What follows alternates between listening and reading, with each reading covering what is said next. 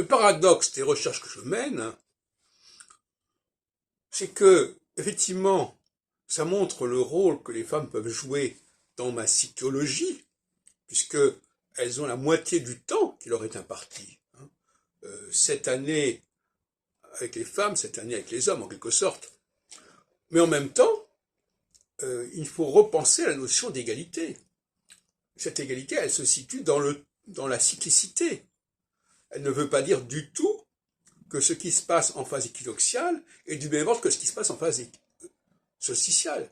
La logique, le fonctionnement n'est pas du tout le même.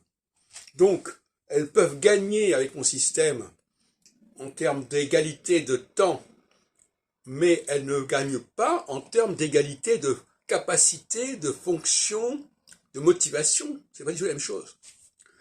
Et donc finalement, la situation actuelle, elle est bâtarde. Parce que on parle d'égalité, mais on ne la situe pas du tout. On ne dit pas en quoi les femmes et les hommes ont une certaine égalité. Cette égalité, elle n'est pas dans les capacités. Elle est dans les opportunités. Il y a un temps qui est réservé aux femmes, un temps qui est réservé aux hommes.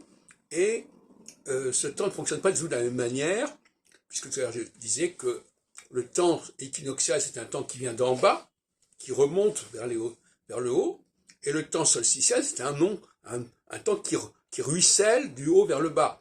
Bon. Dans un cas, on a une forme d'astrologie, si vous voulez, sous-jacente, une astrologie subconsciente en quelque sorte, une astrologie de masse. La masse est prise par un processus, par un déterminisme fondamental. Et d'autre côté, on a au contraire la reconnaissance d'un chef, la reconnaissance d'un personnage, d'une personnalité qui va guider, qui va montrer le chemin. C'est pas du tout la même démarche. Donc il faut que ce soit clair.